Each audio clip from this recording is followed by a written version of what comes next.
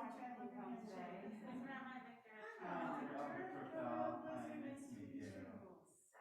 you for joining us. Of course, it's my pleasure. I'm so excited to be here. We are working on the Technology. tab. Oh, no, you know what? What's the word, Brandon? Okay, I have the Zoom meeting up already. Okay. Okay. My suggestion would be Yes.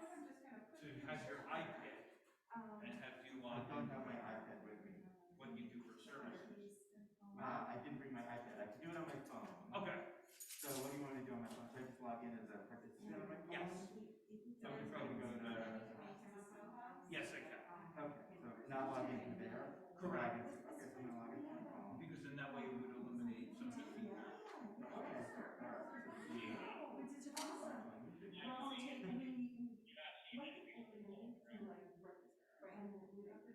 No, I'm not.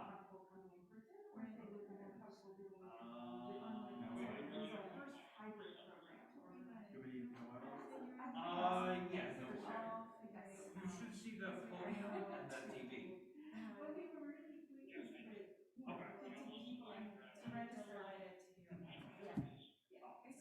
Yep, okay, that's. How's the same TV. this is good? Okay. So we have audio from you. That's the video that they're all gonna see. Let me test the podium mics. 1, 2. Okay. Yep, I think you should be fine. Do you hear on your phone, Rabbi? Say something? 1, 2. No, it's only coming through the speaker. Yeah, I hear it clear on the. Right. Oh, So it should.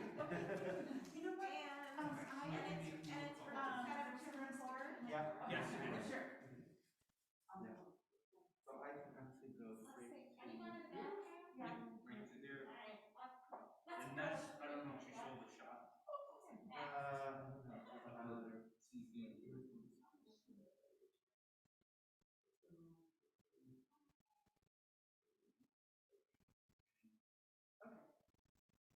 That's great. Yeah. Okay, so then can we see the waiting room? Because you didn't make him co-host yet. No, not yet. I have to go back behind the. Okay. So they're gonna see, the people on Zoom will see it this way. Yeah, looks great. I mean, it's only pictures, so I figured it's not a big deal if they don't see it. I think that's And still. as him as a co-host, he can also admit people, correct? Once you make me co-host. Correct, into the Okay. waiting room? I'm assuming. Yeah. Okay, I just want to make sure. Right. Yeah, right now it's just us, so. Yeah, let me, Make me co-host, that'll be great. do that right now. Alright, so we have this thing called an owl, which is also, it's great because it picks up sounds in the room, so like someone's talking. Yeah. It focuses the camera on them, so what you see on the Zoom is the speaker. The problem is also, but it also picks up a lot of ambient sound, so it's a little, sometimes it seems like it has a mind of its own, it's like a robot or something that you don't really control, you just set in motion. Okay, then you're gonna welcome everyone. Yep. And turn it over to me. Yep. I'll introduce everyone and then we'll yell out. I think we'll have a lot of questions. I'm sure, I'm sure.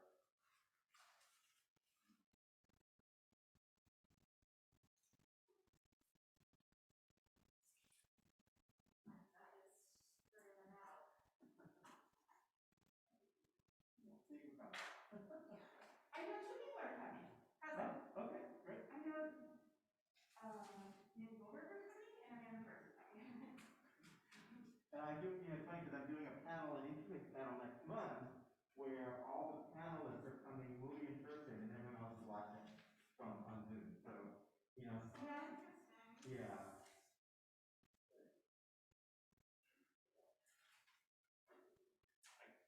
Made you a co-host. Okay, let me see. I believe.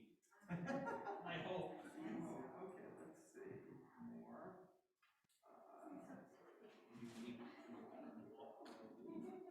I don't see the waiting room.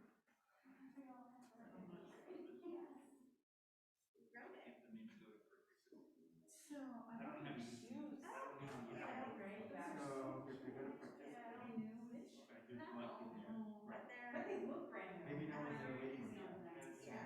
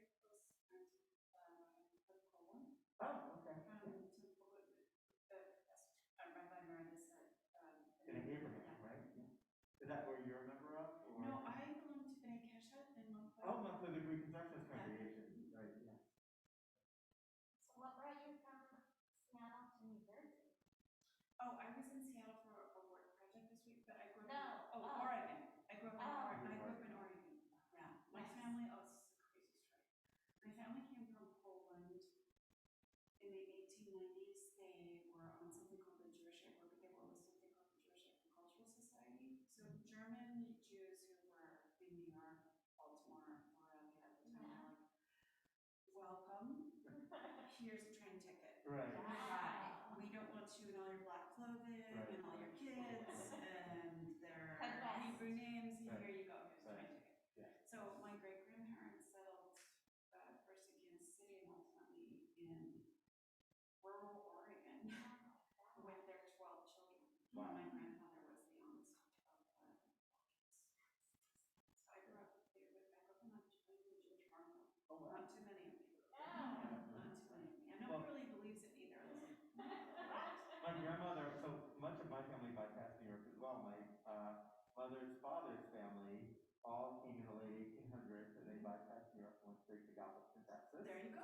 I Which was just gonna say. Yeah, I was yeah. just gonna say. And then the other side of my mother's family wound up in South Jersey as part of the The group migrant agricultural. community, right? Yeah, yeah. Wow, there were Yeah. so few. Yeah, it was of only my us. father's family that came to New York and stayed in New York. Yeah. That's so interesting, yeah. I'm very proud of my Texas. Yeah, the Galveston connection is. Right, that's, yeah. I'm actually surprised. Did they come from Poland? Yeah, my mother's family was Poland and Romania. Yeah. Yeah, I'm surprised that they didn't get, but somehow they got to Baltimore Right. and the Yeah. story was always kind strangers. Right. They were their trip bus, like, Right. my street just wanted them the hell out of there. Right. So that's how that went down. Exactly. Yeah, it'll be good. Go. No, Go. right, Go. right, Get back. Let us know, call and hang up once. Yeah. Well, and I did enjoy reading your book. Oh, it's not, I wouldn't call it an easy read. Well, it's not, but I'm an adoptive parent, so it was very interesting to read the book. Hi, John. And it was interesting because you How you mentioned the doing? Cradle in Chicago. Good, good. You were turned down by the Cradle. Oh my goodness. Wow. Right. So it was my husband and I, and they had went, this was back, this would have been like 20 years ago. Oh, in well, that Chicago. must have been hard to adopt. It was.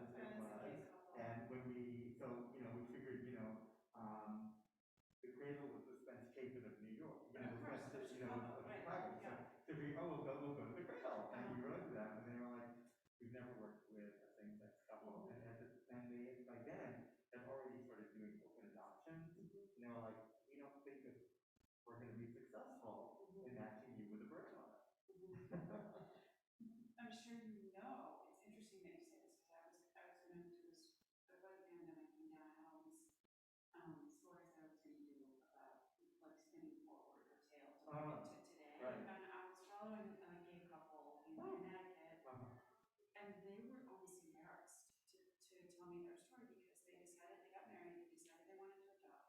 They went to an adoption agency in this local meeting with them, like they said, you need to be prepared, it could take you 3 to 4 years to be able to adopt. They were matched.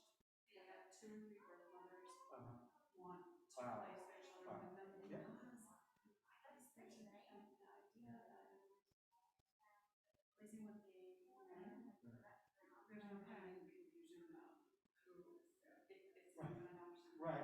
Even if it's not, they know they're adopted. Exactly. And we've got face. Right. And they'll run in our theater and Broadway and popular culture.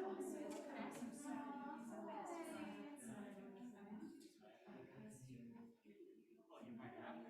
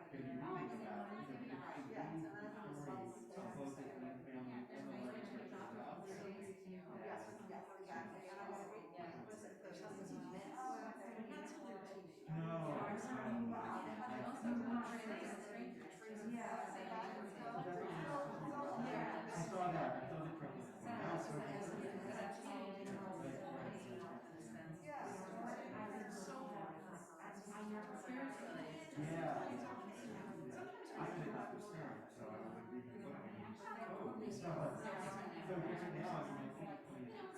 I think that's exciting. It's funny that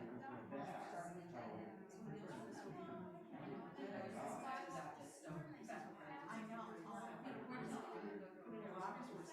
right, but I mean, I was thinking that time period was so much. But yeah,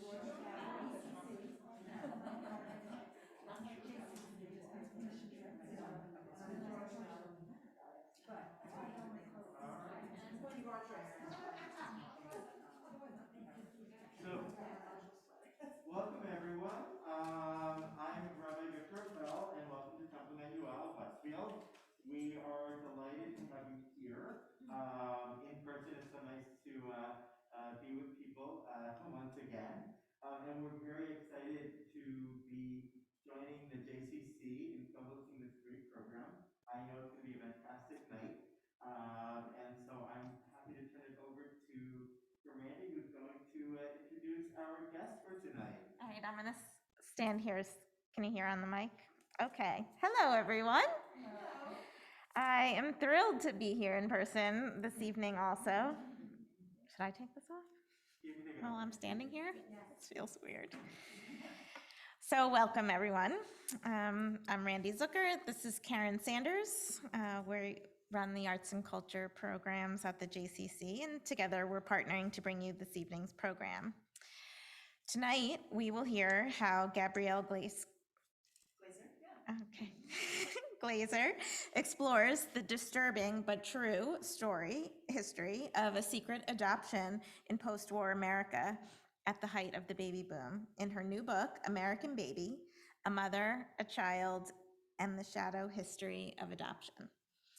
Gabrielle writes a story familiar to millions of Americans, one of loss, love, and search for identity, about a woman who lost her firstborn and the grown child wondering where he came from. I am so pleased to introduce today's author. Gabrielle is a journalist and New York Times bestselling author whose work on mental health, medicine, and culture has appeared in the New York Times Magazine, the New York Times, the Atlantic, the Washington Post, the LA Times, along with many other publications. Gabrielle studied at Stanford University, where she received both her bachelor's and master's degrees in history. She grew up in Oregon, but now calls New Jersey her home, with her husband and 3 daughters. We are thrilled to welcome Gabrielle tonight, and please, for everyone on Zoom, put any and all questions in the chat, and we'll have some time to answer them at the end of tonight's program. And for everyone here, just raise your hand. And please also note that we have Gabrielle's books here for sale that she'll be happy to sign at the end of the program. And without further ado, Gabrielle.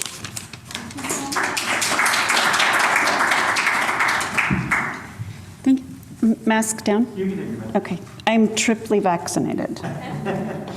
Thank you, everybody. This is so exciting. This is my first real in-person event. The book came out in January. I was just telling Paula, I got book tour clothes in January 2020. This is the first time I'm wearing it, so very exciting. So I'm really very honored to be here with you tonight. So thank you very much. This book is about the history of adoption in the United States, as Randy mentioned, but it's also a very personal story about a Jewish woman and her husband, two Jewish teenagers who had a baby before they had planned to. I grew up in Oregon, as Randy said. I was born in the mid-1960s, and I grew up around so many adopted people. My neighbors, my cousins, classmates from grade school all the way through graduate school. And I never thought about why that was, why I knew so many adopted people. Even as a beat reporter at the Oregonian, my home state paper, I covered assisted reproductive technology, surrogacy, open adoption, which was pioneered in the West. Even then, I wasn't thinking about, why did I know so many adopted people? Until 2007, I got an assignment to cover kidney donation of a cantor in Portland who was named David Rosenberg. He was adopted, and he was getting a kidney from a close friend and fellow congregant. His name was Marshall Spector. David was a larger-than-life guy, and he invited me to come meet him for the first time at a dialysis center. And that's a pretty intimate place to meet somebody for the first time, but David was that kind of a person. And he also just said, look, it's not like I could be out doing errands. I'm stuck there 3 times a week. Come meet me there. You can't miss me. I'm the bald, olive-skinned Jewish guy with glasses. And most people in Oregon are really tall Scandinavian people. So it was easy to spot him. It was easy to spot him. And within a few moments of sitting down, I knew that the story was much more about just this kidney donation. And my editor had planned, Oregon doesn't have very many Jewish people, and it was sort of let's explain to our readers what the high holidays are, and we'll write this story about Tikkun Olam. You're going to, it's a story about a nice kidney donation, but you can also, it's going to be a reader education piece. So fine, that was in the back of my head. But the minute I met David, I didn't even have my notebook out of my purse. And he said, I hope this story goes viral, and I hope my birth mother sees it. I would love to learn more about my medical history for my 3 children. And Facebook was just becoming a thing, and stories were actually being emailed. It wasn't just, if you remember, we all used to read the newspaper on our breakfast table. Yeah, exactly. Like your mother would send you a clipping. Yeah. And the story did go viral. A lot of people donated kidneys as a result, but David did not meet his birth mother for quite some time, and I'll get to that later. David was always under the impression that he had been given up, that his birth mother had been a girl in trouble in New York City in 1961, and that he'd been an inconvenience, and he'd been adopted by exactly the right people, which he was. He was adopted by Romanian Holocaust survivors, a very respected cantor who he and his wife loved David very much, but he didn't know the circumstances of his origin story. He knew nothing about where he came from. That the only bare outlines of his story were that his mother had, quote unquote, given him up.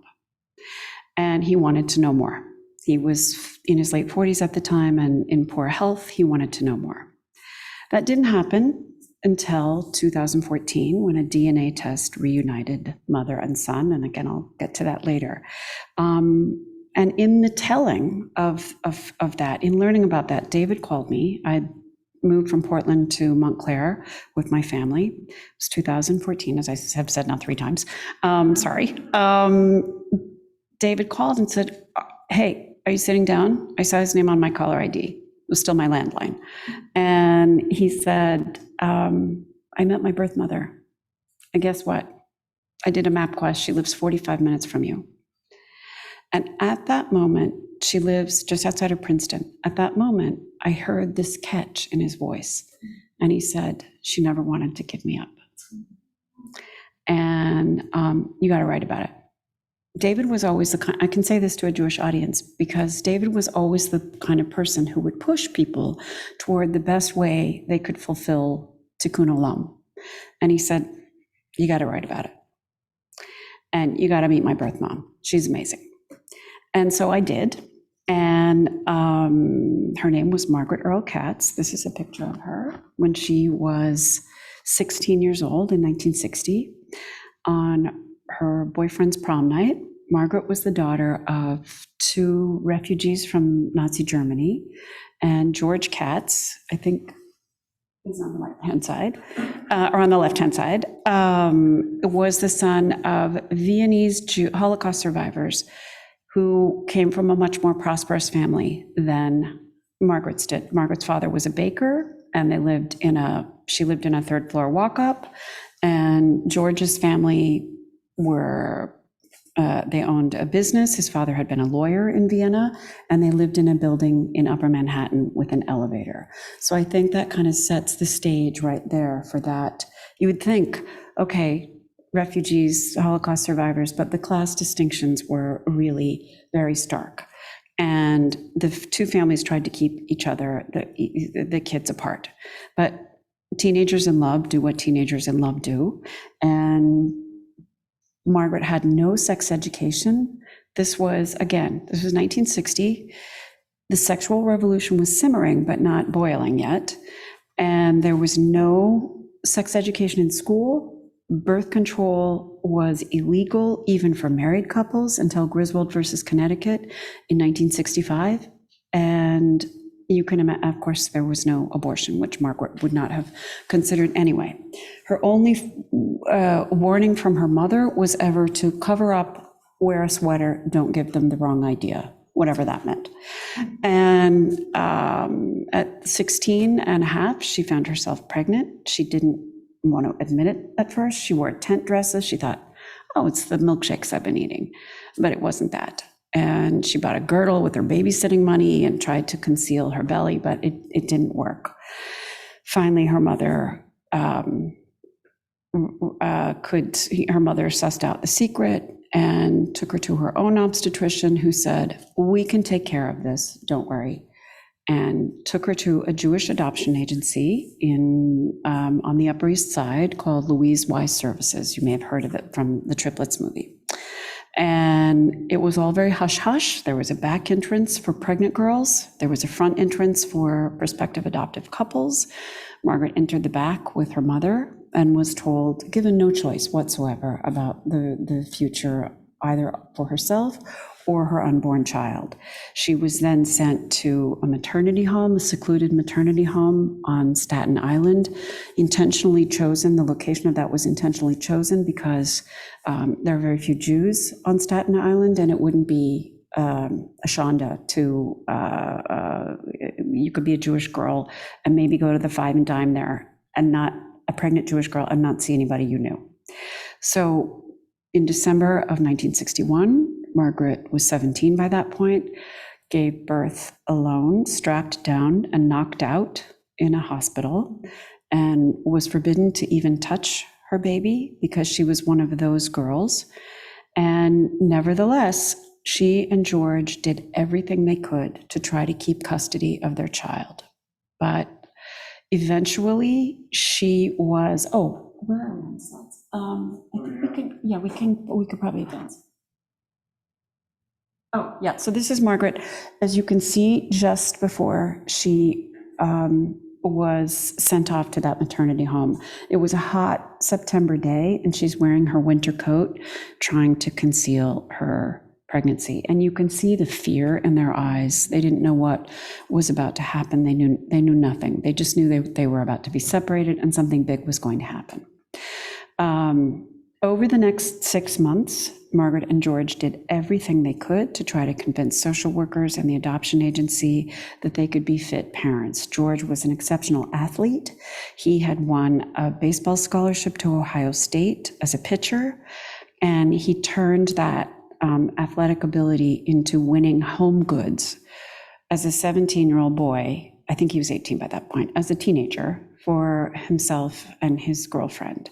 He went to arcades and won blenders and toasters and cutlery, he won a cake dish, Corningware, and would take them home on the subway, hide them underneath his bed, and then take Polaroid photographs of his array of their trousseau, such as it was, so they could try to convey to the world, hey, we might be teenagers, we may have been irresponsible, but look, we got kitchen stuff. So finally, when their son, who they named Stephen, for a great-grandfather Solomon, when Stephen was about 6 months old, it was just shy of Margaret's 18th birthday. I think we can. Here, I'm sorry, I'm off my slides.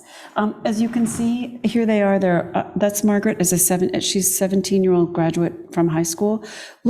Does she look 17 there to you? Yeah. Does she look like she's thinking about graduating from high school? No, she looks like she's a much older woman.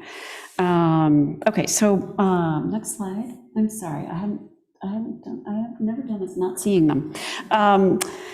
Because I've done everything on Zoom. So when Margaret was 17, 11 months and 2 weeks, their little boy was 5.5 months old, and they had brought, a rattle and all sorts of baby toys. Margaret was sequestered. They were in a city building downtown. Margaret was led away from George and her baby. George was snapping photographs and playing with his son and trying to figure out how to hold him so as, to support him properly. And Margaret was given no choice. She was led away into a room with a social worker who threatened her and said, "You've got to sign these papers right now." And she said, "I'm not signing my baby. We're getting married. I'm going to be 18 in 2 weeks. We're getting married. We want to keep our baby." He was in foster care at the time. And finally, the woman said, there's a diplomat who is here, wants to adopt your son this week. And if you don't sign these, your son is going to be in foster care for who knows how long. You're already a Shanta to your parents. You got pregnant. This child is going to have a much better life. You're a teenager. You've got nothing to offer him. And still she refused. She sat there like this with her arms crossed and said, absolutely not. I'm not signing. And finally, the woman pushed the papers across the desk with a big, thick ballpoint pen. She crushed her cigarette out in a big, remember those big ashtrays? Why were they so big? Because people smoked so much, I guess. I remember how big they were. And said to her, if you don't sign this, Miss Earl, we will put you in juvie. Do you want that? And the threat wasn't idle. Margaret didn't know. She had had no legal representation, no understanding of what adoption was, no understanding what terminating her own rights as a parent were. But the threat of going to juvie was too much to bear. So she scribbled her signature. And later it turned out that I later found, she didn't know like how could they have threatened her with that.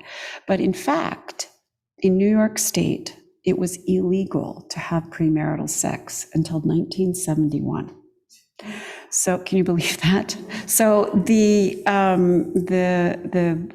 threat wasn't an idle one, and she could have wound up in the 2 weeks remaining that she was, not of legal age. She could have been remanded to a reformatory school. So she signed the paper, and never imagining that it would be forever. And the one thing she remembers asking was, or almost forever, is, what if there's anything medical? What do I do? And the social worker said, call the agency, they'll tell his parents. So there was never any diplomat. And Margaret and George's son, Stephen, stayed in foster care for another 11 months. He was tried out at a home of prospective adoptive parents who rejected him after 11 days. As you can see, his skin was quite dark. George was quite dark. And I didn't find any of the documentation that gave a reason for why that was, but there was a lot of suspicion at the time about the racial origins of babies. And these Jewish girls had been, well, I'll just say it. This is a Jewish audience. Jewish girls had they were supposed to be good girls, but any girl who got pregnant at that time, and I say girl intentionally, a 17-year-old is a girl, all right? She's not a baby woman, she's a girl. Any girl who got pregnant out of wedlock at that time, and specifically a Jewish girl within the system, was really seen poorly as some kind of a runaround. And you couldn't trust her to be honest about who the alleged father was. In all the documentation, it's purported father, purported father, purported father. So who knows? Stephen was rejected. He was returned to his foster care family for several more months, and ultimately adopted by the Rosenbergs, who cherished him, adored him, and gave him every opportunity. He was raised in the Bronx and ultimately in Toronto. He made Aliyah as a young man when the Lebanon War began, and ultimately came back to the United States, got a job as a cantor in Portland, married this incredible woman, Kim Danish, whose family were fifth generation. They had been founders of one of the first synagogues on the West Coast. And he had 3 kids, and his life was great, but with a big question mark. His parents had died by the time he was 30, both of his parents. His adoptive father died when he was 15. His adoptive mother died when he was 30. And he didn't think it would be harmful to anybody or impugn anyone's memory if he searched for his family, but it took him a while. And Margaret, meanwhile, had married George. They eloped. First they eloped, then they got married. Next slide. Next slide. This is their synagogue wedding, and Margaret has no memory of why they posed for the photographer looking as if they were keeping a secret. Isn't that weird? But they were. They were keeping the biggest secret. Only their parents knew about the baby. Margaret's brother did have some idea, but it was never to be spoken of again. So they got married. They had 3 more children ultimately. They moved to South Jersey. As I said, there's a little town called Roosevelt. Has anybody ever heard of it? It was a garment workers. It was one of the only utopian communities funded by the United States government. There was one in Arizona and one in Roosevelt, New Jersey. Albert Einstein actually helped to fund it because he wanted garment workers to get out of crowded New York City and come to the fresh air of South Jersey. And that's where Margaret and George wound up with their 3 other children. Margaret became a pillar in her community. She was on the school board, she was on the synagogue board, she was on the town council. And ironically, the woman who was deemed unfit to be a mother became one for everybody. She was always the one making extra casserole. Those were the casserole years. She was always the one giving everybody rides. The basement always had an extra bed for kids who were fighting with their parents. And through it all, because she had access to both sides of the family tree, she called Louise Wise indefatigably, obsessively, every time there was some sort of health issue. She didn't call if somebody had a cold, but if somebody developed cancer, if somebody developed an autoimmune disorder, if somebody had some sort of, had eczema, she would call. She didn't want there to be a trace. She didn't ever write because she was afraid if Louise Wise wrote back a letter, the people in her rural post office would uncover her secret. So she always called. And she didn't even want joy. Those were the years in which your phone bill came, sheets and sheets and sheets. She called from payphones. The father of her own baby, she didn't want him to know that she was thinking every single day about this child and trying to look after his well-being as best, as she said, as best as a Jewish mother could from afar with health concerns. Finally, when her son Stephen, who was then by then David, turned 20, something clicked in her. Sandra Day O'Connor was on the Supreme Court. The ERA had not passed. She had been a civil rights marcher as a young girl and young woman. Something clicked, and she said, and there was adoption reform in the news. She went to a couple of meetings and really got the bug to try and go leave contact information for her son at Louise Wise. She dressed up, she put her lipstick on, she curled her hair, took a bus into the city, took a taxi cab to Louise Wise, had her gloves on. It was a cold winter day, knocked on the door, and they said, "What are you doing here?" She said, "I'm Margaret Earl Katz. I'm here to leave contact information for my son, who was born 20 years and 1 day ago." They didn't answer. She rang again, didn't answer, rang again. Finally, they said, "If you don't leave, we're calling the cops. You're trespassing."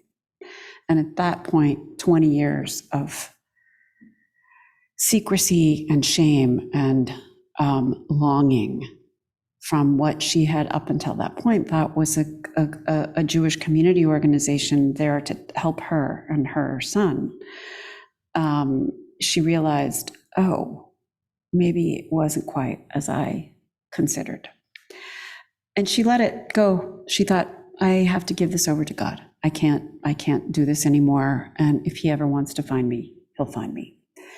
That didn't happen until, sorry, I'm really behind. Forgive me. Forgive me. So this is, again, another photograph of Margaret when she had her second child. And she is looking both at George's mother, who had the camera, and George is smiling.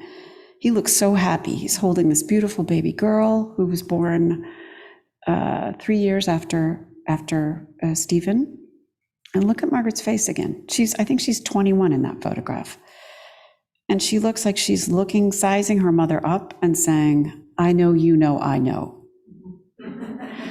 And Yeah, I pointed that out to her. We've become very close. And she said, oh, yeah, don't I look happy? I said, no, you look miserable. and I said, this is what I think and she said, oh, I'll be darned. I think you're right. I think you're right.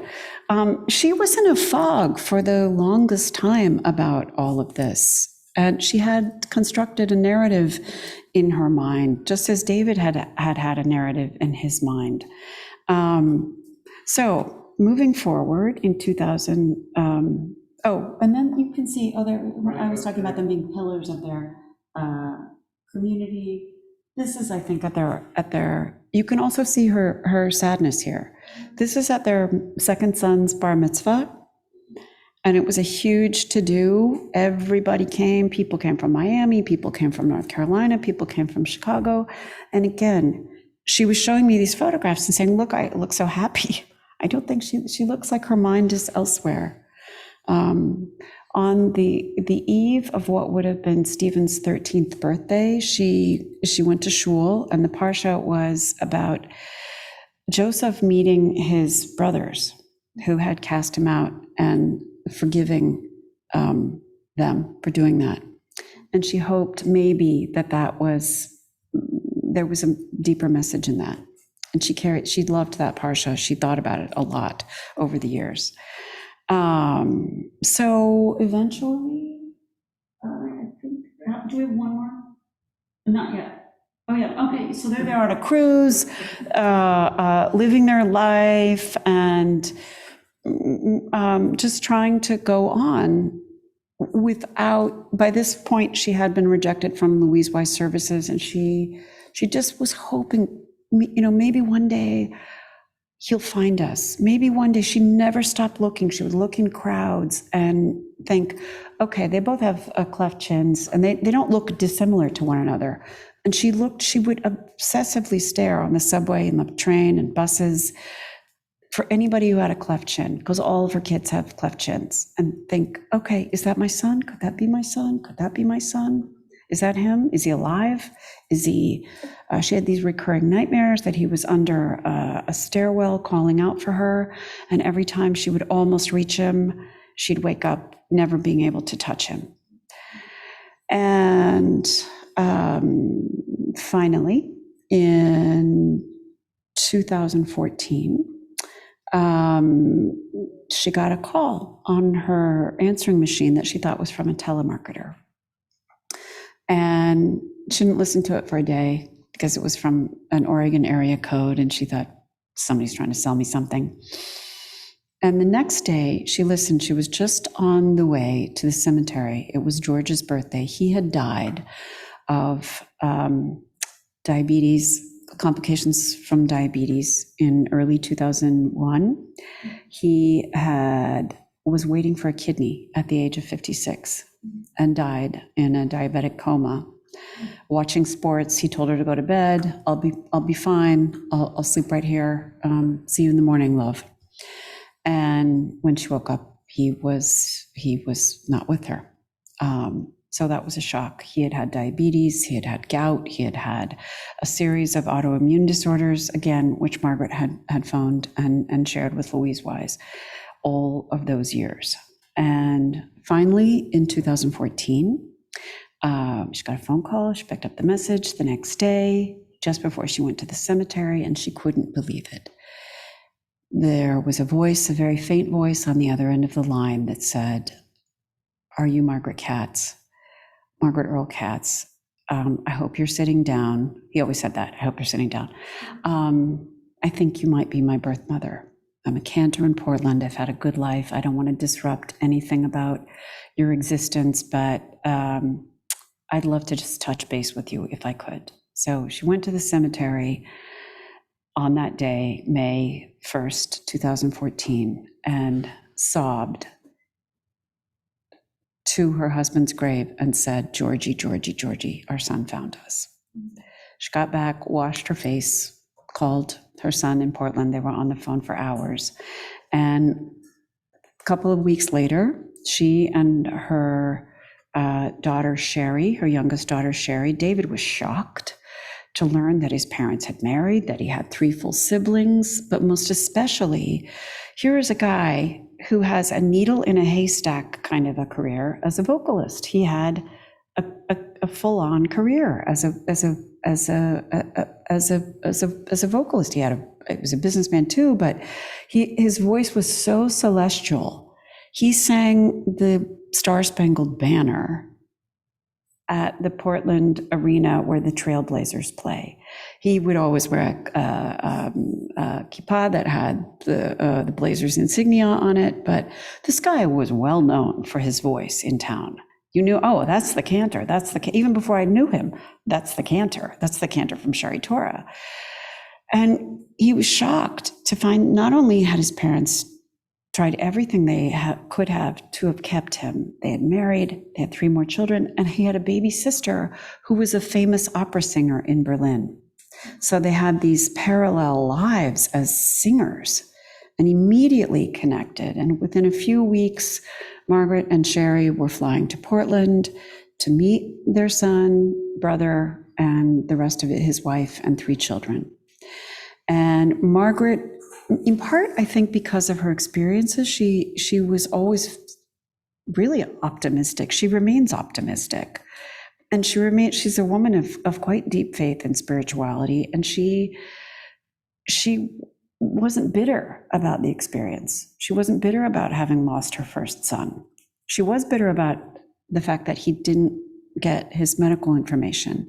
And when she saw him for the first time, she refused to believe that he was dying.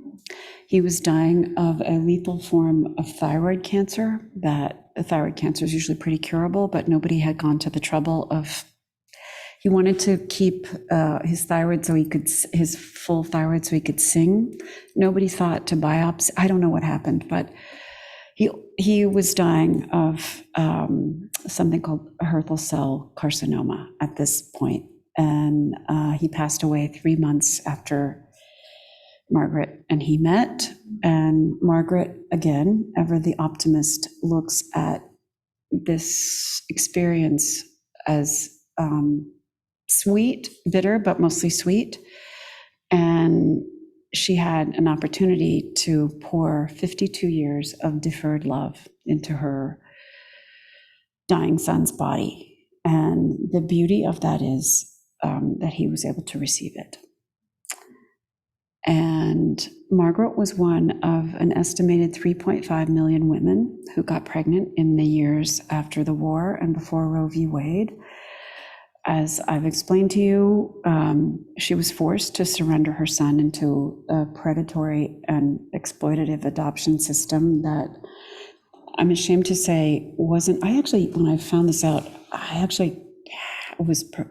talked to my rabbi about this. Louise Wise didn't only experiment on the 11 sets of twins and 1 set of identical triplets that they separated for the purposes of study to see which mattered more, nature versus nurture.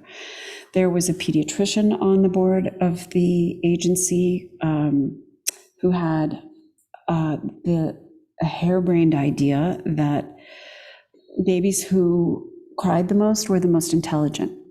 And Louise Wise prided itself on matching babies to prospective parents as if Mother Nature had made that family itself.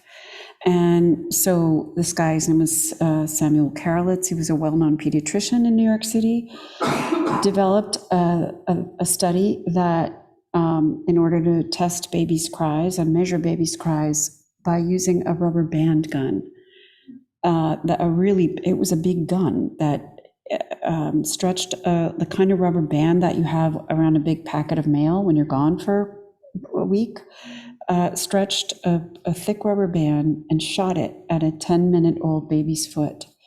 And this study was repeated at 6 weeks, 2 months, 3 months, up through, in some cases, 6 months. And shockingly, nobody even minced words about this study. It was called the Induced Crying Studies, and they were funded by the United States government from 1957 until 1972. to the tune of what would be millions of dollars today. And this was widely accepted as just a fine and dandy assurance. And in fact, everybody remember here Dr. Joyce Brothers and her advice column? She lauded this study as an effective way for parents to determine whether or not their babies would be smart. And if somebody wrote in about a colicky child, she said, oh, don't worry, Samuel Carlitz has, done this experimentation on adoptees, and the smartest ones cry the most. So a lot went on behind the scenes during those years of those people who are in the adoption world, in that closed adoption era, sometimes referred to this as the baby scoop era. And we're still sort of emerging from it today. Only 10 states in this country now grant, legislators have been persuaded by adoptee rights activists to grant full and open access to adoptees to obtain their original birth certificates. Many, of course, circumvent those laws in states where they can't obtain their vital documents by using DNA, but I would argue that that's actually an imperfect solution. It worked out very well for David. David met a fourth cousin who happened to be a lawyer in Georgia, who is a family genealogist and really sort of obsessed with ancestry. She knew by speaking to him the first time that he didn't have long, and she stayed up 3 weeks straight, pumped herself full of her favorite coffee in order to overturn the clues that David had, the bare outlines from his non-identifying information that he got from the adoption agency. Louise had long since shuttered its doors, but the agency that took the reins was able to provide him with a couple of details that helped this cousin in Georgia help locate Margaret, who had joined Facebook reluctantly, but in the back of her mind, hoping that maybe one day she would be able to reunite with her son through this. And she put her maiden name, which is an unusual name, Margaret Earl.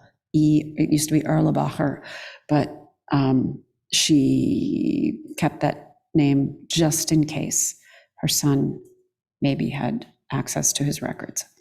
So that was a miraculous stroke of luck and Jewish geography. And I have really sort of, as a journalist and as an author, I've never really, until this book, come out with the idea that, oh, I do have a deeply held opinion on this, and I do believe that adoptees everywhere and birth parents everywhere shouldn't have to, they should be able to meet each other directly. Especially as Jews, we love history, we love documentation, we love records, and I think especially it's very important. It's very important to us, and it's very important to everybody in the adoption community. So that's what I want to leave you with, and I look forward to your questions. And I'm so grateful that you're here.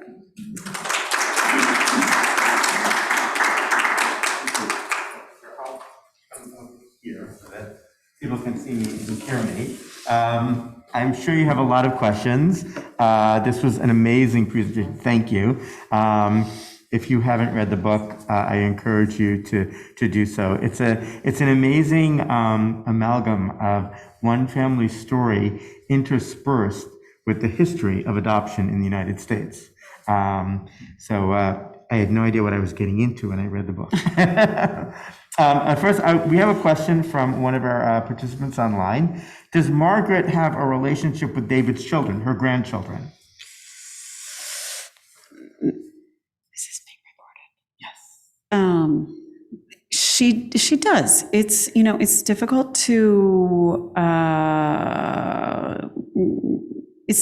to span a country and 52 years of not knowing someone, but they do, they're in touch and have contact, but I think it's still, there's no blueprint for this kind of To navigate relationship. that. Right, and the person who united them is no longer with us, so that's pretty crucial. Any questions? Yeah. And perhaps this isn't a book, but did his birth siblings know about him prior to them discovering each other? They did not, and as soon as Sherry found out about it, it was as if her life had snapped into focus. Margaret was always very, very concerned whenever she dated anybody. She and her other daughter dated anybody. When's his birthday? And Sherry always thought that was so weird. Like, why would you, like, how about, like, is he a nice guy? What's he studying? And Margaret's first question was always like, where was he born and what's his birthday? So there were sort of clues and signals, but not, it was behind a very pretty closed door. Another question from David and Renee Golish. Could you elaborate on the financial motive of Louise Wise agency, such as you did in the book? Yes, so the adoption became, if you couldn't, oh, I forgot, this is a big part. In the years after the war, if you were a married couple and you could not conceive, you were a nobody. Betty Friedan so much as said it in The Feminine Mystique. The only way to be a woman and to be a heroine was to have a child. And there was great suspicion. It was a patriotic duty. There was a frenzy, as we all know, fueling the baby boom. There was a frenzy to have a child. And Jews, of course, in the shadow of the Holocaust, had an even bigger compulsion to try to create families. And I'm not saying that Louise Wise capitalized on that, but the demand, especially for Jewish babies, was great.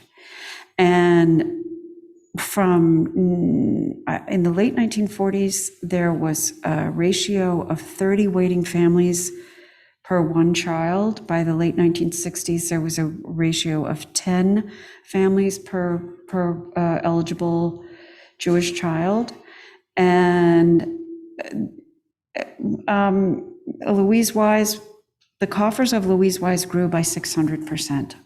Yes, it was a nonprofit, but as unwed motherhood skyrocketed, which it did. I think it quadrupled in the from the late 1950s to the late 1960s alone.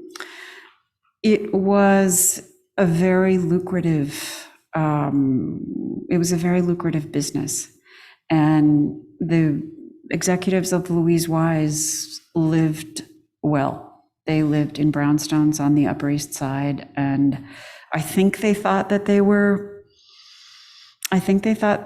their motives were altruistic, and on paper certainly they were. But I have a really hard time justifying how they experimented after everything that had happened in the Holocaust. I know I'm getting far off topic, but after everything that had happened in the Holocaust, there were some darker motives there. So I hope I answered the question for David and Renee. And I will add that as an adoptive parent myself, when you go through the process and you go to different agencies, you find that there's a wide range of costs, separate from what like overseas adoptions are. That's a whole other level of cost. But even domestic, we went to one place where we were handed a price list. What was the price list like? Well, if you wanted a white boy, that's the most expensive. That would have set you back probably close to 60,000. A white girl was about 50. And then were Hispanic kids, and on sale were black kids. And black boys were they were giving them away practically at this one agency. At the time, in the post-war years, Louise Wise, the biggest demand was for blue-eyed girls. And blue-eyed girls got snatched up and played. They didn't get studied quite as long because the demand was, but boys like David, who were a little bit more olive complected, they stayed in the system for longer. So. And even when you're in the public system, it's, when you're doing like a public adoption, like through the Department of Family and Youth Services, there's a similar hierarchy that exists, especially, but that's often around age, where you get a newborn or a child who's a little bit older. Another question was, you covered Margaret's feelings. What were George's? George was very compartmentalized. And thank you very much for that question. George, once the adoption was finalized and they had started their lives together as a married couple, Margaret would try to talk to George about their lost baby. And he would say, there's nothing we can do. What good is talking about it? There's nothing we could do. And the only time it ever came up, George liked to go to the horse track. And I think he liked I don't gambles, but I think it's the craps table where you choose numbers. Anytime they would go to Atlantic City or to the horse track, he would ask Margaret what horses she wanted to bet on. And she would always say 12 and 17. Stephen David was born on the 17th of December. And after a while, after a few years, he didn't even ask her. He just knew 12 and 17. And ultimately, when George died, she was going through his wallet. And remember those plastic folders that we always had for wedding pictures and graduation pictures? They made your wallet kind of fat. And there were all these photographs, family photographs, the fat, collection of graduation pictures and baseball, the sports photographs. And tucked behind one of those leaves was that little picture that you saw of David from the Polaroid that he had actually made into a photograph that wouldn't, remember how Polaroids would diminish, they would deteriorate? He had cared deeply enough to take a photograph of the Polaroid and kept that little square in his pocket. So I think that talks a lot about his feelings, they were tucked away. There, but tucked away. Any additional questions from anyone in the room? Are you still in touch with Margaret? Oh gosh, every day almost. Yeah, she's still in Roosevelt. This is such a funny story about Margaret. So I had to be in Seattle last week for a kind of an ancillary project about adoption. It's about the Indian Child Welfare Act. And once white babies were unable to be adopted, agencies turned to Native American children. That's another story. But I was in the waiting room and she said, did your flight leave yet? I said, no, it's 7 hours delayed. She's like, oh, that's terrible. What airline? And I told her, and I'm on United. I got on the plane finally. She said, I see you boarded. Like she I see you boarded. And then she said, is it crowded? I said, no. She said, if you get up as soon as they turn the seatbelt sign off, row 35 is completely empty. Go back there now. I mean, so yeah, to answer your question, I'm completely in touch with Margaret. Go back there. Now she's literally looking at the seat chart. So we have a very close and truly loving relationship. I adore her. And she's just such a brave, I wish it wasn't COVID because she's just an extraordinary speaker too, but she put that in your hopper for another time. Absolutely. Right. So I want to go to one of our online questions. Was David's wife supportive of his search for his birth mother? And did Margaret get along with her? And she says, I realized she had limited time getting to know David, but I assume his wife and his mother were introduced to each other. Oh, very much so. Kim was extremely supportive of the search. In fact, she was the one who encouraged him to get the DNA test, hoping that maybe around 2013, she got it for him for his birthday in 2013, hoping that he would be able to learn more. She knew that his prognosis wasn't great.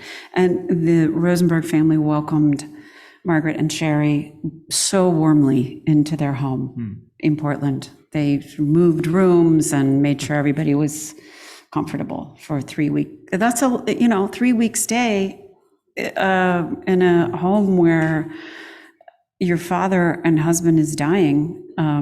It was a lot for everybody, but every single person involved. And they handled it everybody handled it with enormous grace. Have you heard from any other adopted people or people that were opened up, or changed the narrative for the story? Interestingly, I live in Montclair, and there's a woman I know who's a good friend of another. She's a friend of a friend, and very active in her synagogue. She knew that she was adopted from Jewish Family Services in Boston in the early 1960s, and she was adopted into a family of academics. I loved them very, very, very much. This story gives me the chills. Heard about the book, read the book, and was sort of like, well, I don't know, it could be Pandora's box. Ultimately, Massachusetts is a state that allows people of a certain age, if they were adopted in a certain year, to access their birth certificate. So she did seek it out, learned very swiftly that her mother had passed away, I believe, in 2018 or 19. But her obituary revealed that she had other children. And so this person was sort of holding back and thinking, what do I do? What if they don't know about me? Am I going to impugn their view of their mother? She waited, holidays came around, I'm going to wait till after the holidays. I don't want to upset anybody before the holidays. Finally, after just late September, she reached out to her half-brother, who wrote back, I want to say within a half an hour, with a photograph of this woman as a baby, and said, we've been waiting for you. My mother never kept you a secret. We knew about you all of our lives. You, in this photograph, were on our family bookshelves always. And when our mother died, she asked to be buried with a copy of this photograph. Is that, how does that work with Jewish law? Can you be... yeah, something, I don't know, like the rabbi said, it's fine. I'm sure. Yeah, fine. So, and I think I'm going to have breakfast with her next week to find out how that has, but she was not, to answer your question, I've heard a lot of people who were like, could be scary. It's a real risk. But I think would argue, I'm a deeply curious person, so I'm always looking up to the light, and I always encourage people, if they ask. Yes, yeah, that she, didn't know the circumstances, but just thought maybe better off not knowing. And sometimes, I have plenty of people who've written to me and said it was a really unsatisfactory experience. It was difficult, or I was rejected. That can happen too. It's very infrequent, but not uncommon. I mean, it happens, and that's painful too. But yeah, I have heard from a lot of people who gave them another way to look at it. I have an interesting question from online. Was Louise Wise ever sued for their actions? Yes, they were sued by the families of the triplets. And they could not find an attorney who would take the case in the early 1980s when the three brothers met by chance, because each attorney firm that they turned to was afraid that maybe an associate would need to adopt through Louise Wise one day, and that would be a black mark against them. But ultimately, once the news of that reunion and that experiment got out there, other people became aware of Louise Wise also had completely fabricated the origins of many birth parents, and many children who'd been born in psychiatric hospitals were described as the babies of women who were college pianists. And ultimately, that sort of caught up with them, and they did, and the adoption system itself changed. So ultimately, they went bankrupt and shuttered their doors, but that didn't happen until the early 2000s. Any additional questions? Yeah. Why isn't there just a central situation in which, if you would like to find, and they would like to find, like with organ donation, that then you can just find each other, but you both want it, and if one is clearly saying no, then you're stopped, instead of this. That's a great question, and it did in some states, many states that did exist. That there was a registry in Albany that existed for many, many years, and David had learned about that, and kind of halfway sought to learn about it more, but it required the permission of his dead adoptive parents, and he was in his 30s when he learned about that. So it was really antiquated. And Margaret, by that point, had moved to New Jersey, and we don't have news we didn't have news then like we do now. So you would have had to really have your ear to the ground to have learned that. Some adoption agencies do have that, but there's also a lot of. I heard one story of a woman who paid $300 a year with Catholic Charities in Connecticut, with West Hartford, I think it was, to make sure that she stayed on a registry, and was told, okay, well, if your daughter wants to find you, she'll find you. Well, her daughter ultimately found her through DNA after trying for, I think, 15 or 18 years to seek her through Catholic Charities, and was always told there's nothing here for you. So there's a class action suit. Speaking of suits, there's a class action suit in Connecticut about that, because that thousands and thousands and thousands of dollars for a service that was not rendered. I think some of the challenges are that these are all state regulated. There's no national law around adoption. It's all done by state, and the states regulate it. And the other thing is adoption agencies go out of business, and they don't always have adequate plans for what happens to all of those records. They get lost, or new people come to work there and don't maintain those programs. There would also, I imagine, have to be the economic consequence. You've got records going back 20, 30, 40, 50 years, 60 years. There's someone for each agency or for some state entity to undertake digitizing all of those is a massive job, and there's got to be the will to fund it. And as we're all reading in the newspaper, getting the will to fund anything is a challenge. Exactly. And many of those files weren't even close to being digitized. So when David sought his cousin in Georgia said, seek your non-identifying information. He called the agency that took over for Louise Wise, had the records, had to retrieve them from a storage unit.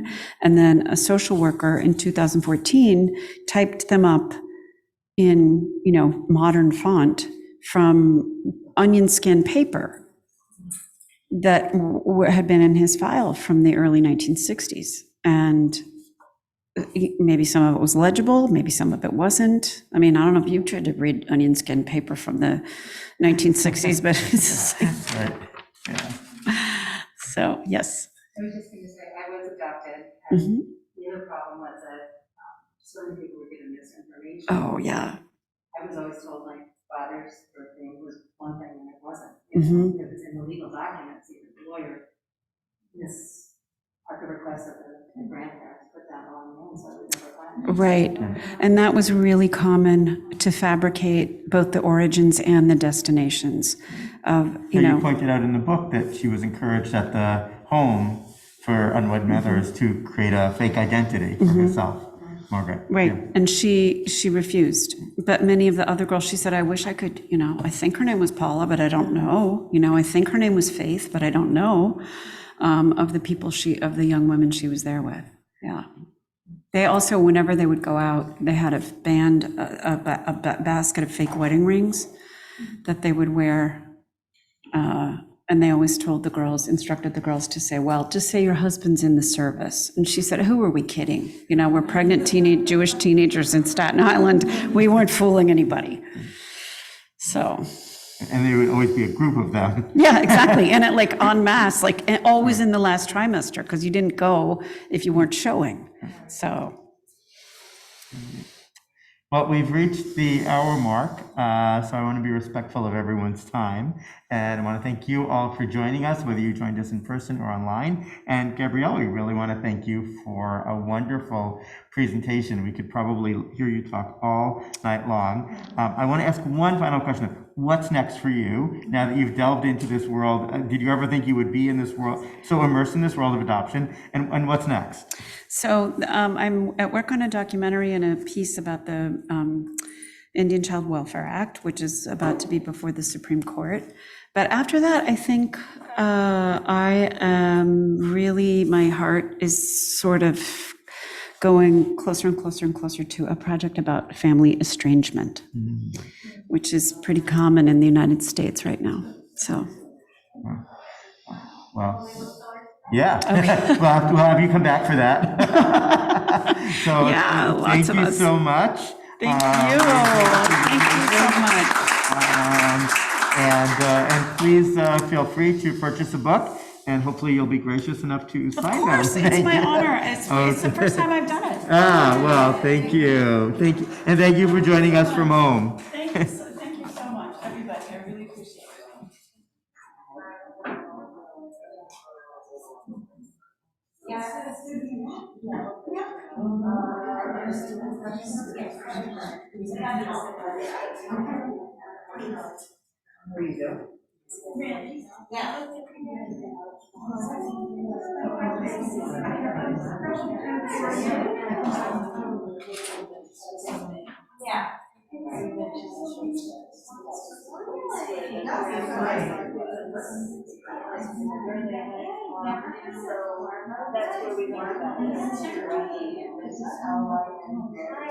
Hi, how are you?